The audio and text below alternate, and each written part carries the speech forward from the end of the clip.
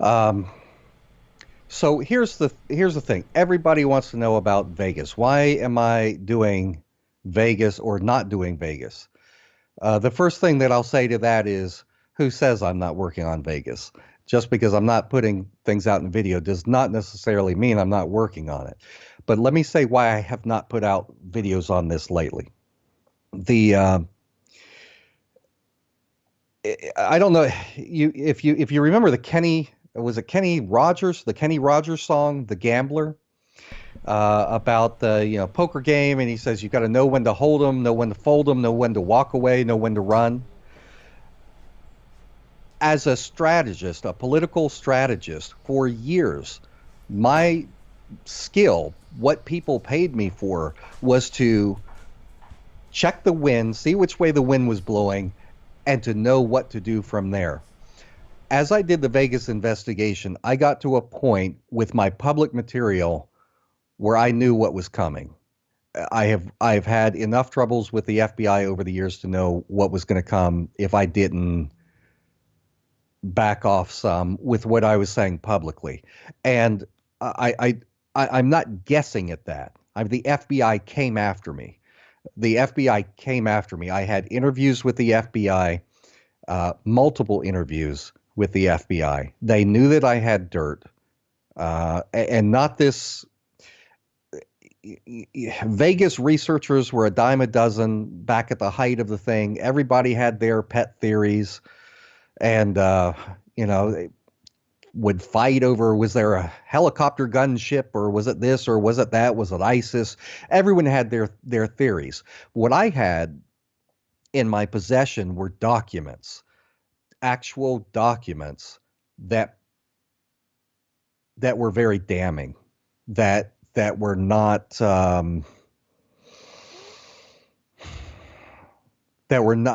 necessarily things that I could put out safely. The FBI knew that I had these documents, and they came after me. Early on, there it was just what can I say?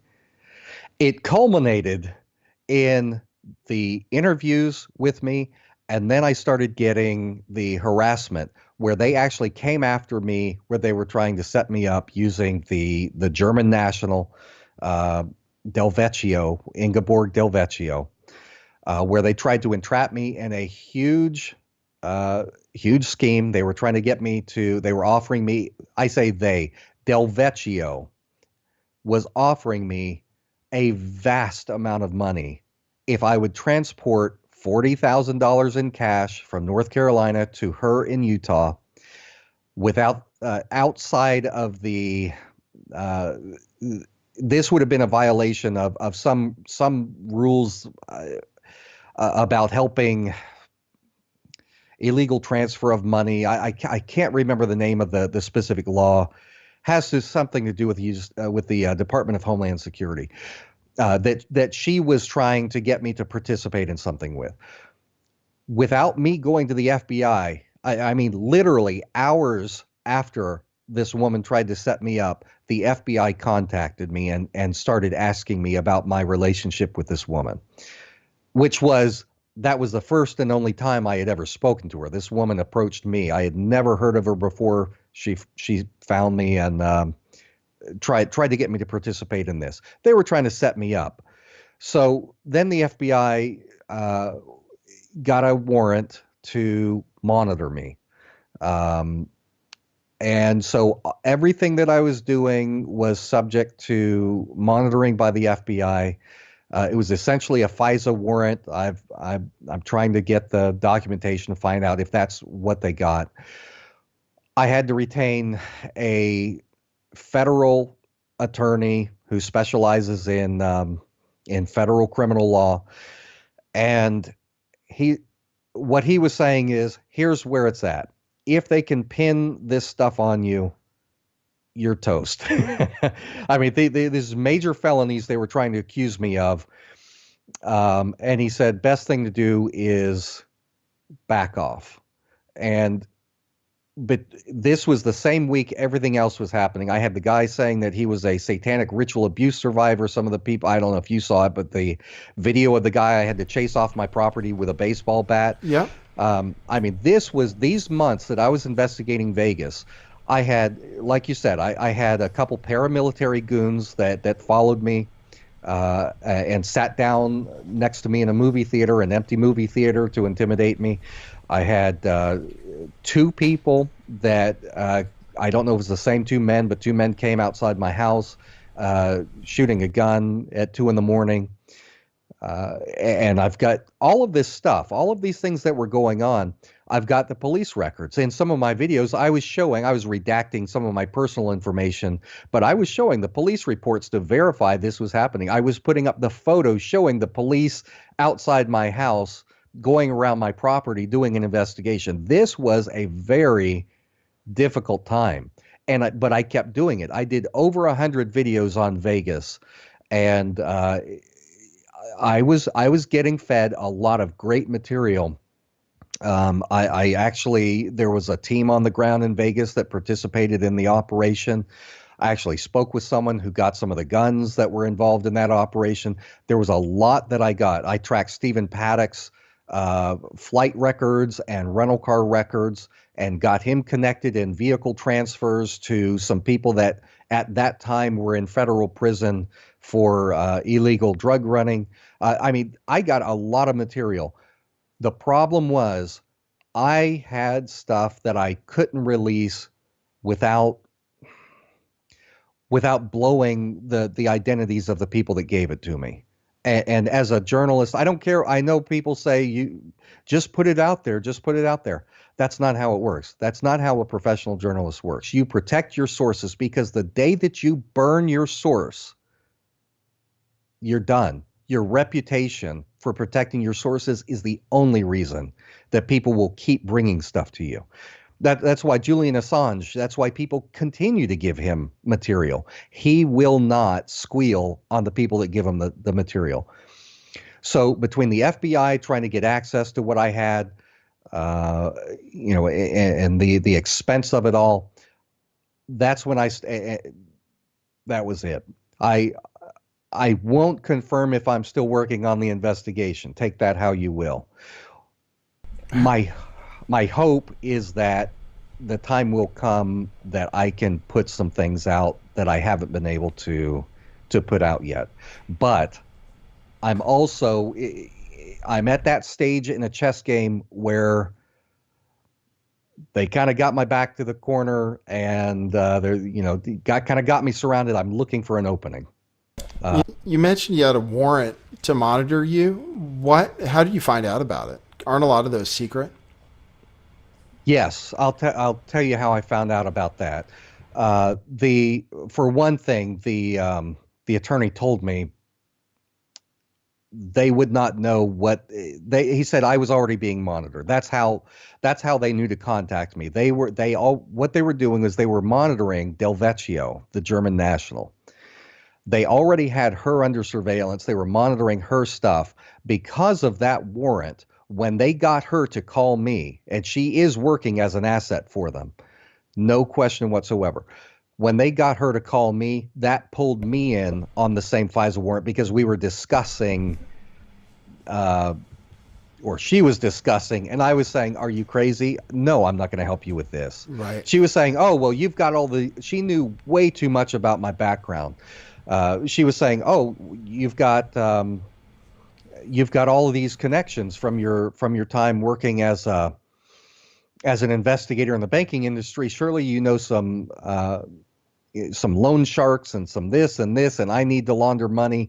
And so I was recording the phone call the whole time, so I would have it as evidence, because at that time I was very paranoid. In fact, I had put out a video 2 days earlier saying, at this point, I believe that the FBI is getting ready to try and set me up. I had enough indication that was going to happen. So I was recording everything. So that's one way that I know. And the other way that I know is the FBI told me they were monitoring me. And they can't do that without a warrant.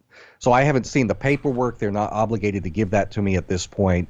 If the investigation is ongoing, then Uh, anyway. Yeah. Well, it's funny. The FBI is supposed to be so sophisticated, and they come in with something like that, and you got to look at it and say, "What, are you kidding me?" It just seems like a joke the way they approach you. But then they're still able to say, "Oh, because she talked to him about it, and he was involved. And then now we can monitor Jake." And I can understand moving on in the sense that, what else do you need to do? You laid out quite a few facts, quite a few problems, quite a few reasons that there should be some serious questions asked in this investigation.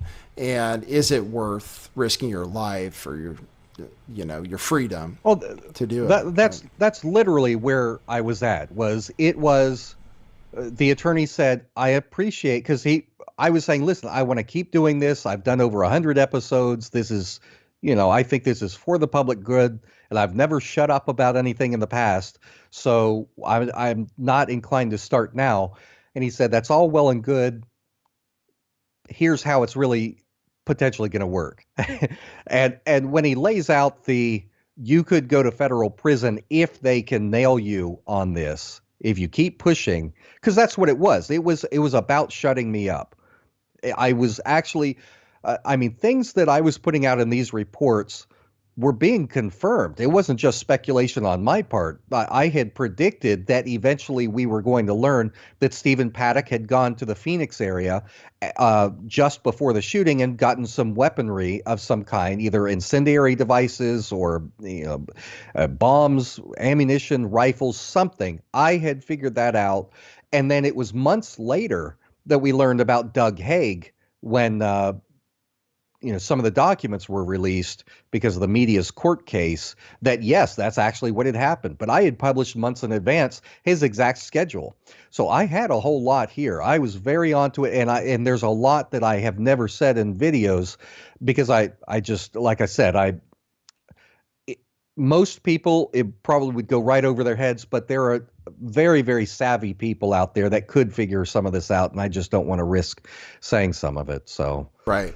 And then, why you don't want to throw pearls before swine either, in a sense, right? I mean, you could put out some information that's really important, and for most people, they might not recognize it for what it is in a lot of cases. So, yeah, I mean, really, people, for me, it's not, if I want the views, I can sensationalize something just like the next guy. If I wanted to just get a lot of rapid subscribers, if I wanted to maybe get more donations, I don't know. There are things I can do, but I've got 20 years of trying to be an honest person, not sensationalizing, and just trying to maintain my reputation. And I'm like anybody, I have felt tempted at times to, maybe I can sweeten this story up a bit, but it's just it's not part of my character to do that. If I don't know it, if I can't confirm it, then I'm not going to pretend that it's real, or I may just not talk about it at all. Well, I think the way you covered Vegas was just so on point and non-sensationalized, and you were able to keep doing it without getting shut down off YouTube. And I tried to take your example and try to start covering things that way, where not saying something did or didn't happen necessarily, but here's the evidence that we have that open up serious questions, and then kind of let people decide for themselves. So I tried to do that. I